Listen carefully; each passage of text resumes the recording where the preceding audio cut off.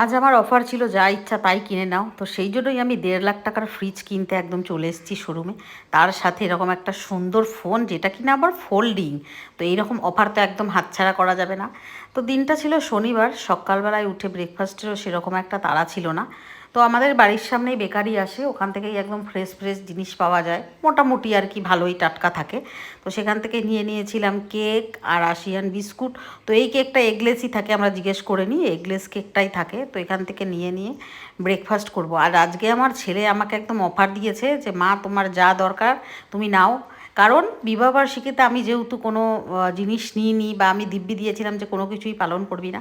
তো আমার ছেলে বলল যে তুমি বিবাহবার্ষিক উপলক্ষে ঠিক আছে কিছু নাও নি, তো এখন বিবাহবার্ষিক পেরিয়ে গেছে, এখন তুমি বলো কি নেবে, সোনার জিনিস নেবে না কি অন্য কিছু নেবে।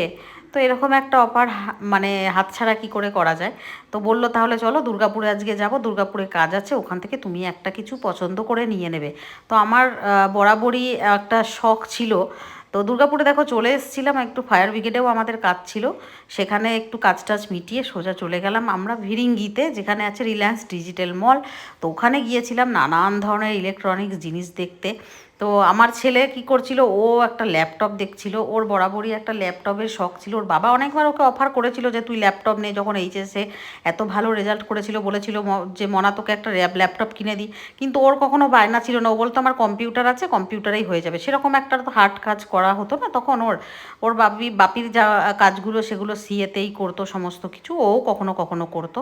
আর আমাকে বলছিল মা তোমার যদি কিছু লাগে তুমি দেখো যদি মনে করো। তো আমার একটা বরাবরই কি শখ ছিল জানো তো, আমার একটা সাইড বাই সাইড এরকম ফ্রিজের খুব শখ ছিল। আর ওর বাবা আমাকে এবছর বিবাহবার্ষিকীতেই এই ফ্রিজটা গিফট করতো।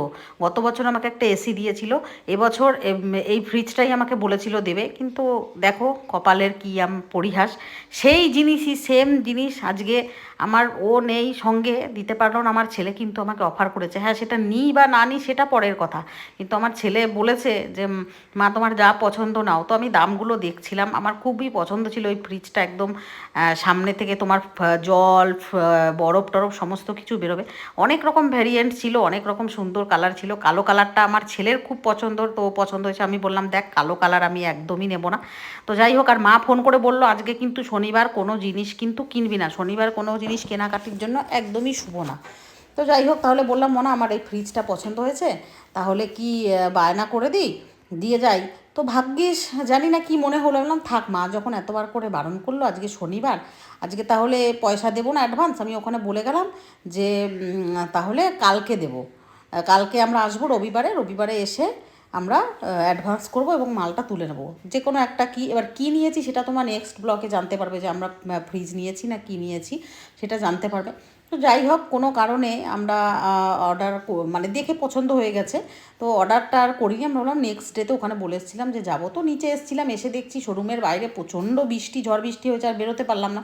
তো দাঁড়িয়ে গেলাম ওখানেই, আরও কত কিছু ছিল, টিভি ফোন টোন নানান ধরনের জিনিস দেখছিলাম। এই হলো 1.5 লাখ টাকার ফোন, 1 লাখ টাকার ফোন, ফোল্ডিং ফোন, মানে নানান ধরনের। ব্যবহার করি বা না করি, হ্যাঁ হাতে ধরে তো দেখতে একটু ইচ্ছেই করে। এই ফোনগুলো দেখো কত সুন্দর, এইটা 99,000, মানে 1 লাখ, পুরোপুরি 1 লাখ টাকার ফোন এইটা। এইটা কি ফোন ছিল যেন, স্যামসুং না গুগল পিক্সেল কি, অত মনেও নেই আমার।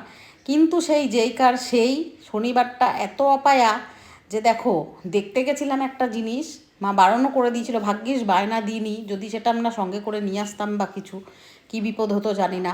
আসার সময়তেই রোডে এরকম ঘটে গেল একটা বড় অ্যাক্সিডেন্ট, যেটার ব্লগ অলমোস্ট পোস্ট করে দিয়েছি। তো বড়রা কোনো কিছু বললে সেটাকে শোনা উচিত সবসময়, আমার মা ভাগ্যিস বলে দিয়েছিল, তাই আমি ওই জিনিসটা অর্ডার দিয়েও ক্যান্সেল করে দিলাম। এই জিনিসটা এখানেই বাধা পড়ে গেল যে এটা নেওয়াটা আর ঠিক হবে না, এটা মনে হয় আমার। কারণ শনিবারটা কোনো লোহা লক্কর বলো, ইলেকট্রনিক্স গ্যাজেট এগুলো কেনার জন্য একদমই শুভ না। তার জলজ্যান্ত একটা প্রমাণ আমরা পেয়ে গেছিলাম। তাই জন্য আমরা বলি সবসময় বড়রা যেটা বলে ভালোর জন্যই বলা, সেটা শোনা উচিত। আজকে মনে হয় যে হ্যাঁ বাস্তু টাস্তু এগুলো একটু মানা দরকার, আগে এত মানতাম না। কিন্তু এই অ্যাক্সিডেন্টটা সেই দিনই যখন আমরা ঘুরে আসছিলাম, শনিবার দিন, সেদিন রাতেই এই ঘটনাটা ঘটেছে। আমি আর আমার ছেলে দুজনাই আমাদের অ্যাক্সিডেন্টে আমরা ক্ষতিগ্রস্ত হয়েছিলাম। তো এটা তোমরা দেখেই নিয়েছো, তাই জন্যই বলি একটু সাবধানে।